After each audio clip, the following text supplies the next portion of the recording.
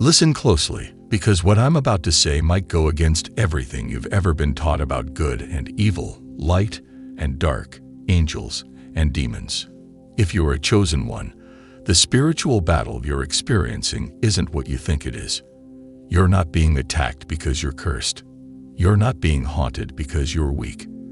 You're being confronted because you're powerful, and the very forces you thought were against you are actually being used to serve your elevation. Yes, you heard that right. The demons you fear aren't fighting to destroy you. They're being allowed to refine you. You've been told that spiritual warfare is all about resistance. Fight the darkness. Avoid the attack. Rebuke, cast out, hide. But what if I told you that the very darkness that shows up in your life is showing up on assignment? Not to break you, but to shape you. You see, when God chooses you, He doesn't just protect you. He positions everything, even your enemies, for your growth. And that includes the enemy's army. The demons that come against you can't touch you unless God permits it. And if He permits it, then He intends to use it. So the storm you're in right now, that confusion, that oppression, that attack on your peace, that isn't happening because you're losing. It's happening because you're becoming. And every demon involved in that process is being forced to participate in your spiritual transformation. They don't even want to, but they have to, because heaven already signed the contract. Remember Job in the Bible? Satan himself had to ask God for permission to touch him. He couldn't move without heaven's approval. And even when he did, all he did was push Job deeper into his purpose. That's how it works for the chosen ones. When God sets you apart, He uses everything, even darkness, for your good. The people that betrayed you, they exposed your discernment. The ones who gossiped about you, they trained your emotional strength. The anxiety you wrestled with, it sharpened your faith muscle. The sleepless nights, they tuned your spirit to divine frequency. Every single attack became a tool. And the very demons that were sent to destroy you ended up making you indestructible. Because what the enemy doesn't realize is, when they touch a chosen one, they trigger prophecy. Your pain is permission. Your warfare is a warning. It means your next level is already unfolding. Demons don't waste time on people who aren't a threat. They don't launch coordinated attacks on average souls. They're assigned to high-ranking spirits. And if you're under attack, it's because they see the light you carry, even if you haven't fully stepped into it yet. They've read your destiny.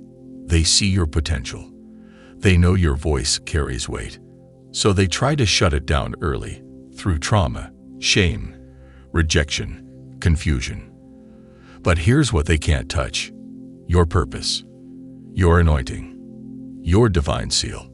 So instead, they become tools in God's hands. The heartbreak that shattered you, it opened your heart chakra. The betrayal that devastated you, it taught you boundaries. The darkness that almost consumed you, it helped you discover your inner flame. And now you shine so bright that they can't stand it. But they're still being forced to serve it. Every time they send a false friend your way, your discernment grows stronger. Every time they plant fear in your mind, your spirit learns to override it with faith. Every time they whisper doubt, your soul answers back with unshakable knowing. They think they're taking you out, but they're actually pushing you deeper into your divine identity. That's why isolation has been part of your journey. It wasn't to punish you. It was to shield you while the work was being done. God allowed certain attacks so you could learn how to fight spiritually. He allowed the spiritual warfare so you could recognize your authority in the unseen realm. You were never meant to be just another believer. You were born to be a warrior, a spiritual disruptor, a generational curse breaker. And people like that don't get an easy path. So yes, the demons were real. The attacks were heavy. The emotional toll was brutal. But you're still standing. You're wiser. You're spiritually armed. And you no longer flinch when the darkness moves.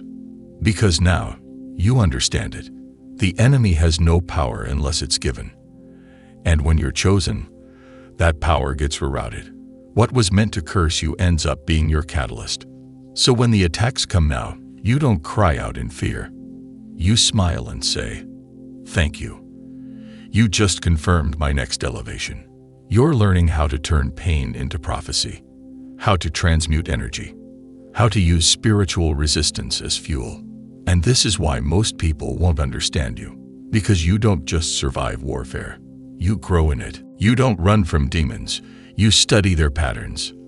You don't hide your scars. You wear them like armor. You know who you are now. You're the one the darkness tried to destroy. You're the one who prayed through the tears. You're the one who walked through fire and came out glowing. And now, the same demons that once tormented you are trembling at your awakening. You've shifted. You're not just reacting to life anymore. You're commanding it. You're not just dodging attacks. You're turning them into blueprints. You're not just surviving. You're building. And everything they threw at you, it's now a stepping stone. Every fiery dart is now a lesson. Every shadow they sent is now under your feet. You're not just a chosen one in title. You're living it in power. And the craziest part, even the demons know they lost the moment you figured that out. Now that you've awakened to the truth, everything begins to shift.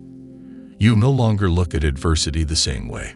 You don't see demonic attacks as personal failures anymore. You recognize them for what they are: spiritual assignments, divinely permitted tests, and hidden promotions in disguise. You stop asking, "Why me?" and start declaring, "This is for me." Because now you see the truth. The same spiritual forces that once tried to bind you are now working to build you. And here's the wild part most people will never understand. Demons don't serve their own agenda when it comes to chosen ones.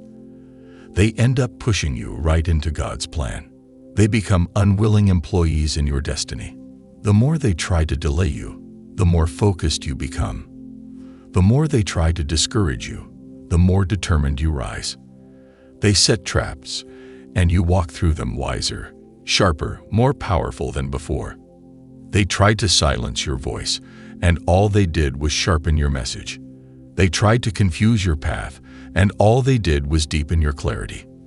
They thought they were winning, but in reality, they were being used. You see, God isn't afraid of darkness. He created light inside of you to overcome it.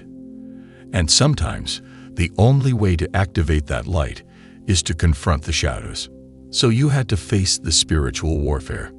You had to walk through the valley of depression, anxiety, rejection, addiction, loss.